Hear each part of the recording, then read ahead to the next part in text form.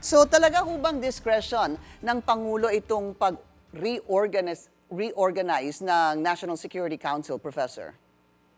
Yeah, actually, ang isasagot ko lang doon sa sinabi ni Attorney Panelo ay deja vu, no?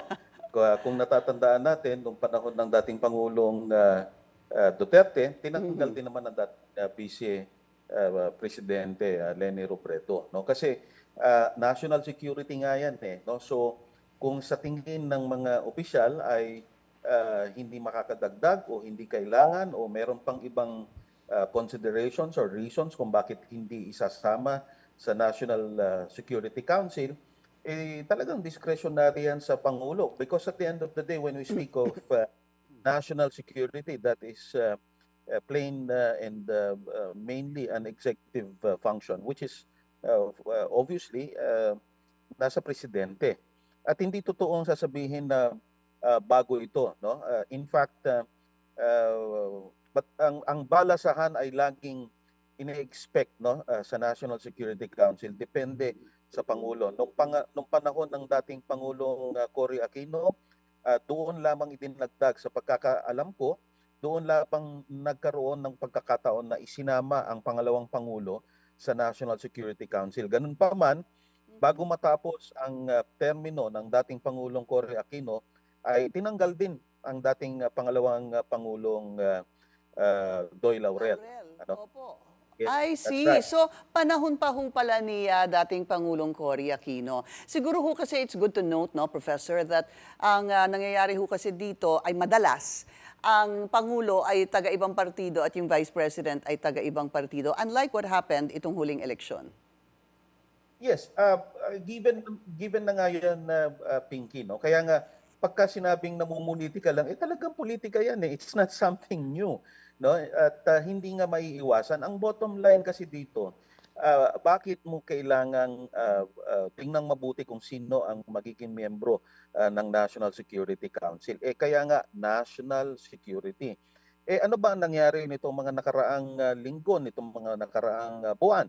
Hindi ba't hayagang naghihikayat sila na what's this, withdraw support on the part of the uniformed services from the armed forces, from the police, no?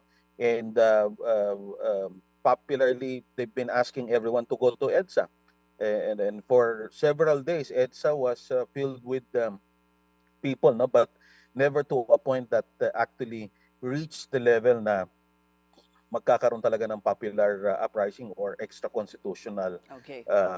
action. So in other words, whatever the point is, no, it's not like something that prevents the president from reorganizing the National Security Council. He can do so at his will. Balikan lang po natin yung tinawag niyo pong deja vu kanina.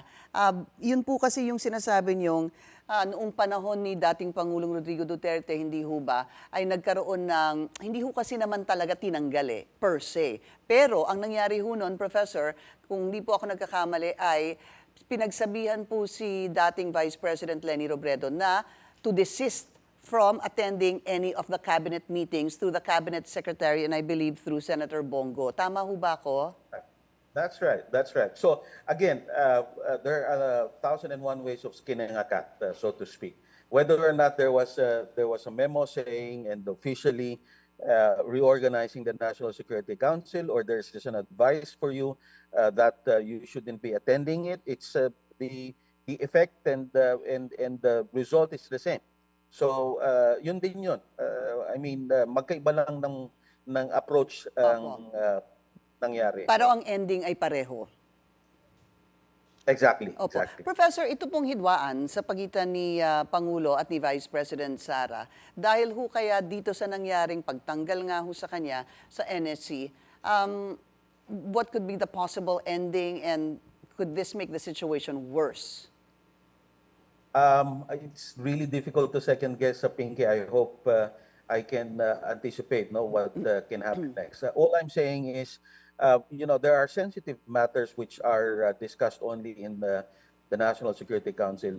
For example, no, I can only think of the problem and the issue in the West Philippine Sea, and of course, already political leanings, no, of the previous administration, of the Vice President and the former President Duterte. So we can of course put two and two things together that given that consideration, it would definitely be difficult to have them still in the council, no, especially when the issues related to it are discussed. No, these are very sensitive issues, no. So I'm not really sure. Again, lahat 'yan tungkol sa politika, lahat 'yan ay tungkol sa politika.